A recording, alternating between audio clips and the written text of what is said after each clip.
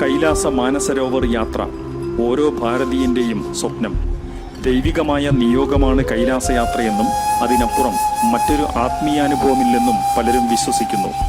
ദൂരങ്ങൾ താണ്ടി, കാടുകൾ കടന്ന്, മലകൾ കയറി, പർവ്വതങ്ങളുടെ നെറുകയിൽ തൊട്ട് കൈലാസത്തിന്റെ താഴ്വരയിൽ എത്തിപ്പെടുക എന്നത് വലിയൊരു സൗഭാഗ്യമാണ്. ഏറെക്കാലത്തെ ജീവിതാഭിലാഷത്തിന്റെ സാക്ഷാത്കാരമാണ്. ശിവായ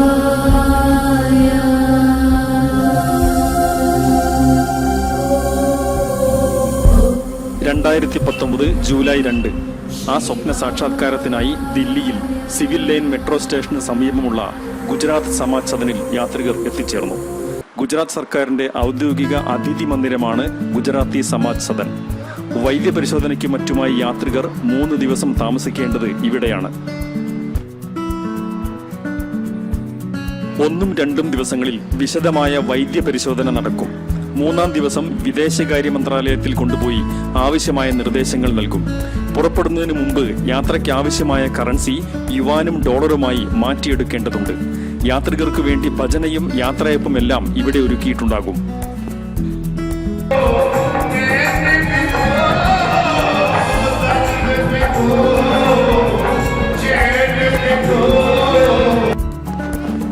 നാലാം ദിവസം രാവിലെ 50 പേരുടെ സ്വപ്നങ്ങളും പ്രതീക്ഷകളും വഹിച്ചുകൊണ്ട് ഉത്തരാഖണ്ഡ് ട്രാൻസ്പോർട്ട് കോർപ്പറേഷന്റെ ഒരു സ്കാനിയ ബസ്സും മറ്റൊരു വാനും യാത്ര പുറപ്പെട്ടു. യാത്രയിലുടനീളം വിവിധ സമിതികളുടെ സ്വീകരണങ്ങൾ ഏറ്റുവാങ്ങിക്കൊണ്ടിരുന്നു. ഗാസിയാബാദിൽ സംഘടിപ്പിച്ച അത്തരമൊരു സ്വീകരണമാണ് ഇത്. നക്ഷത്ര ഹോട്ടലിൽ കണ്ണഞ്ചിക്കുന്ന പ്രകാശധോണിമയിൽ ഞങ്ങളെ അവർ വിരുന്നൂട്ടി. വസ്ത്രങ്ങളും യാത്രയ്ക്ക് വേണ്ട മറ്റവശ്യ വസ്തുക്കളും തന്നു.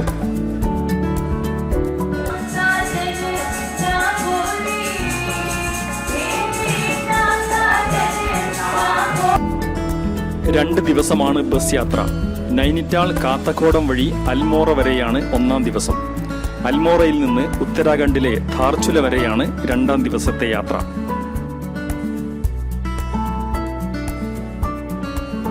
കാത്തഗോഡം പിന്നിട്ടതോടെ കുമയൂൺ മലനിരകളുടെ സൗന്ദര്യം അനാവൃതമായി തുടങ്ങി.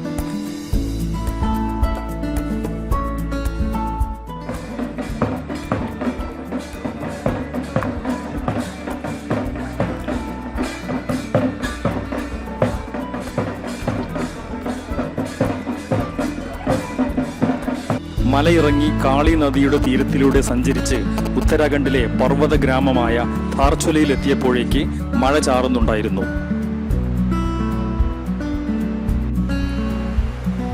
ധാർചുല വടക്കൻ ഉത്തരാഖണ്ഡിൽ പിത്തോറാഗഡ് ജില്ലയിലെ നയനമനോഹരമായ ഗ്രാമം.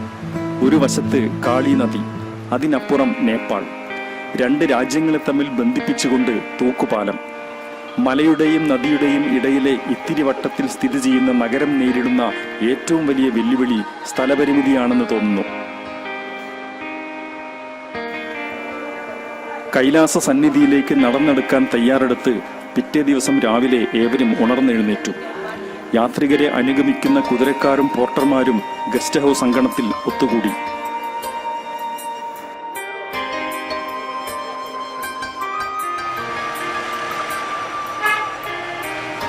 $50 കിലോമീറ്റർ ജീപ്പിൽ സഞ്ചരിച്ചിട്ട് വേണം ട്രക്കിംഗ് പോയിന്റിലെത്താൻ. പർവ്വതത്തിന്റെ ചെരിവിൽ വെട്ടിയുണ്ടാക്കിയ പരുക്കൻ റോഡിലൂടെ വാഹനം കുത്തിക്കുലുങ്ങി നീങ്ങിത്തുടങ്ങി.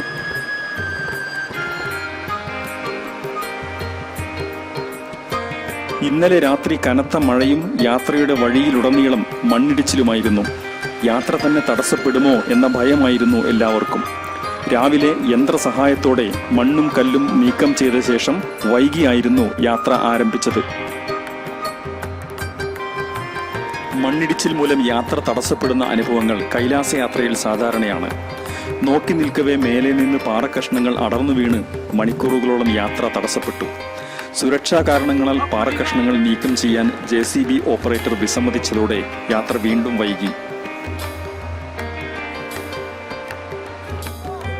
ഈ സ്ഥലത്തിന്റെ പേര് നജാങ്. വാഹനയാത്രയുടെ അവസാനം ഇവിടെയാണ്, കാൽനടയുടെ തുടക്കവും. ഇവിടെ നിന്ന് കാളി നദിയുടെ കരയിലൂടെ നേപ്പാളിന്റെ അതിർത്തിയിലൂടെ ഇന്ത്യയുടെ അതിർത്തി മുറിച്ചു കടന്ന് ടിബറ്റിലേക്ക് നടന്നു കയറണം. ഉന്നതമായ എത്രയോ മലകളും പർവ്വതങ്ങളും കയറിയും ഇറങ്ങിയും വേണം അവിടെ എത്താൻ. ഓർത്തപ്പോൾ മനസ്സിൽ ഭയവും രോമാഞ്ചവും ഒരുപോലെ ഉടലെടുത്തു. നജാങ്ങിലെ ഈ നെടുനീളൻ ഉരുക്കുപാലം കടന്നാൽ കൈലാസത്തിലേക്കുള്ള ആദ്യ ചവിട്ടുപടി. നടന്നു തീർക്കാനുള്ള ദൂരങ്ങൾ മനസ്സിൽ ധ്യാനിച്ച് ഓരോ യാത്രികനും ഇവിടെ ചവിട്ടുപടി കയറി തുടങ്ങുന്നു. ആദ്യ ലാപ്പിൽ തന്നെ കഠിനമായ ട്രെക്കിംഗ് ആണ് യാത്രികരെ കാത്തിരിക്കുന്നത്. കുത്തനെയുള്ള 3 കിലോമീറ്റർ നടപ്പാത നമ്മുടെ ശാരീരിക ക്ഷമതയെ തെല്ലൊന്നു പരീക്ഷിക്കും. എങ്കിലും പ്രകൃതി ഭംഗിയിൽ നാം എല്ലാം മറക്കും.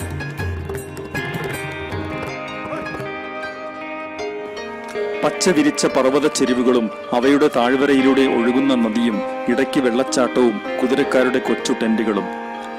അല്പം കയറിക്കഴിഞ്ഞാൽ താഴെ നജാങ്ങിലെ ഉരുക്കുപാലം തീരെ ചെറുതായി കാണപ്പെടും.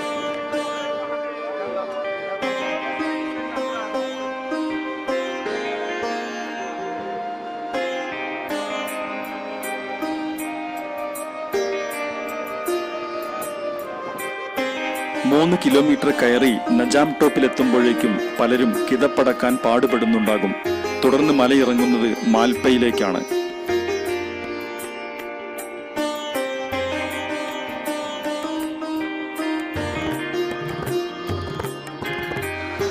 ബോർഡർ റോഡ് ഓർഗനൈസേഷൻ വക റോഡ് നിർമ്മാണം ഇവിടെ പുരോഗമിക്കുന്നുണ്ട്. പാറകൾ പിളിരുന്ന ഹുങ്കാര ശബ്ദം ഇടയ്ക്കിടെ മുഴങ്ങുകയും അവ പർവ്വതങ്ങളിൽ പ്രതിധ്വനിച്ച് 10 മടങ്ങാവുകയും ചെയ്യുന്നുണ്ട്.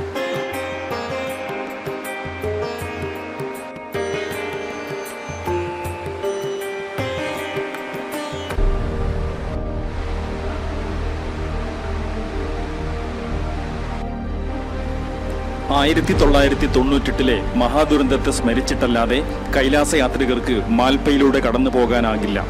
മൃതശിലകളുടെ കൂമ്പാരം പോലെ കിടക്കുന്ന ഈ ഭാഗത്ത് ചവിട്ടുമ്പോൾ അകാരണമായ ഒരു മിന്നൽ പിണർ മനസ്സിലൂടെ കടന്നു പോകും.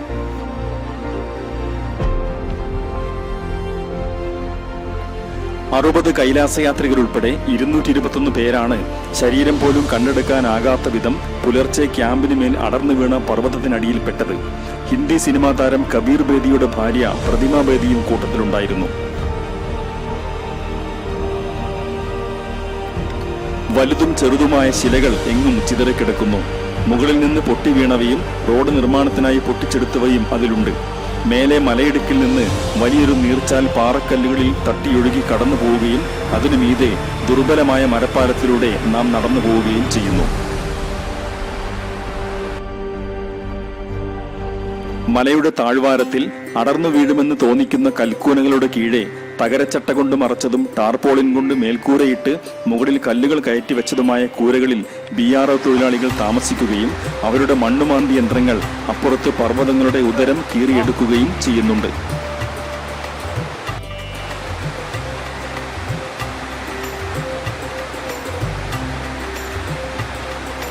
പാറക്കല്ലുകളിൽ തലതല്ലി സംഹാരരുദ്രയായി ഒഴുകുന്ന നദി മേലെ നിന്ന് നോക്കിയാൽ കാൽപ്പനിക ഭാവത്തിൽ കാണപ്പെടും. പച്ചമലയെ കീറിമുറിച്ചുകൊണ്ടൊഴുകുന്ന ഒരു കൊച്ചു സുന്ദരി.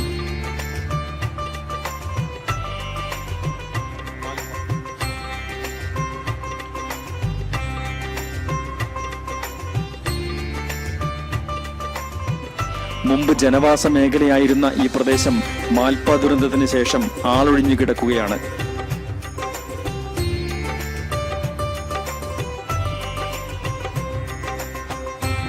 നദിയും പർവ്വത കാഴ്ചകളുമൊക്കെ കണ്ടുകൊണ്ടങ്ങനെ എത്തിച്ചേരുന്നത് അപ്പർ മാൽപ്പയിലാണ്. ഭക്ഷണത്തിനായി അവിടെയൊരു ഇടത്താവളമുണ്ട്. ജീരകച്ചോറും ദാൽക്കറിയും റൊട്ടിയുമൊക്കെ അവിടെ ഒരുക്കി വെച്ചിട്ടുണ്ടാകും.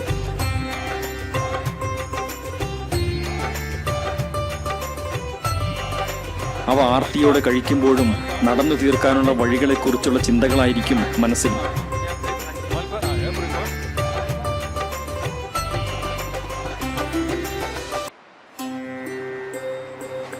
കാളി തീരത്തിലൂടെയുള്ള യാത്ര അത്യന്തം ഭീതിജനകമായി അനുഭവപ്പെടും. കാൽ തെന്നിയാൽ താഴെ നദിയിൽ പതിക്കുമെന്നതാണ് അവസ്ഥ. സുരക്ഷയ്ക്കായി ഇരുമ്പുകൊണ്ട് കൈവരികൾ കെട്ടിയിട്ടുണ്ടെങ്കിലും അവ ചാഞ്ഞ് നദിയിൽ പതിക്കാറായ സ്ഥിതിയിലാണ്.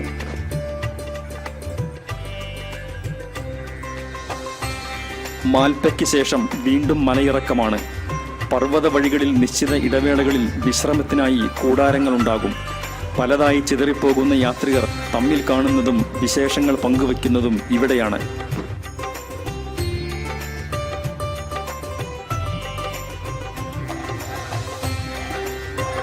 ഹിമാലയം എന്നത് ആളൊഴിഞ്ഞ പർവ്വത പ്രദേശമല്ല.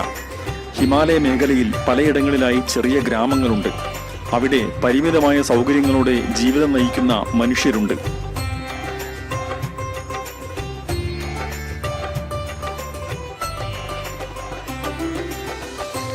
ലമാരി എന്നു പേരായ ഗ്രാമമാണിത്. അവിടെ ഗ്രാമീണർ പുറത്തിറങ്ങിയിരിക്കുകയും പോർട്ടർമാർ വിശ്രമിക്കുകയും ചെയ്യുകയാണ്.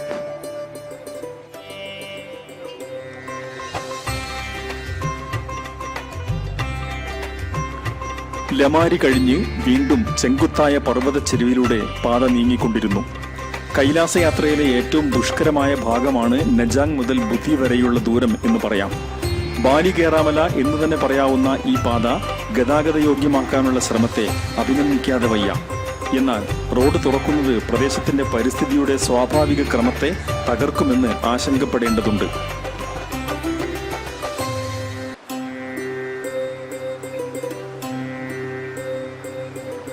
നടന്ന് വീണ്ടും നദീതീരം പറ്റിയപ്പോൾ ആകാശത്തോളം ഉയരത്തിൽ നിന്ന് നെടുനീളൻ ജലധാര ഭൂമിയിലേക്ക് വീഴുന്നു.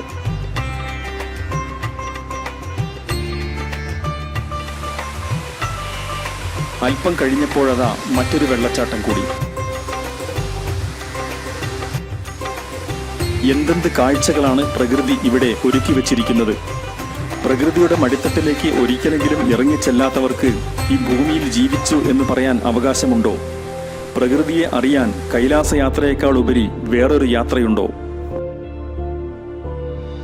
പുഴ കടന്നും മല ചുറ്റിയും ഏറെ പണിപ്പെട്ട് ബുദ്ധി ക്യാമ്പിൽ എത്തിച്ചേരുന്നതോടെ യാത്രികർ ദീർഘനിശ്വാസമയക്കും.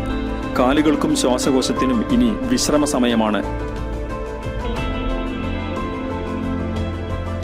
ഏതാനും കോട്ടേജുകളും ടെന്റുകളും ഒരുക്കി യാത്രികരെ കാത്തിരിക്കുന്ന ബുദ്ധി ക്യാമ്പ് നല്ലൊരു കാഴ്ച തന്നെയാണ്. ഇടയ്ക്ക് കോടമഞ്ഞ് മൂടിയും കോടയൊഴിയുമ്പോൾ മഞ്ഞ് പുതച്ച പർവ്വതങ്ങൾ കാണിച്ചും ബുദ്ധി നമ്മെ മയക്കും. മലമുകളിൽ നിന്ന് കിനിഞ്ഞൊഴുകുന്ന മഞ്ഞുനീർച്ചാട്ടങ്ങളുടെ ശബ്ദം സംഗീതം തീർക്കും.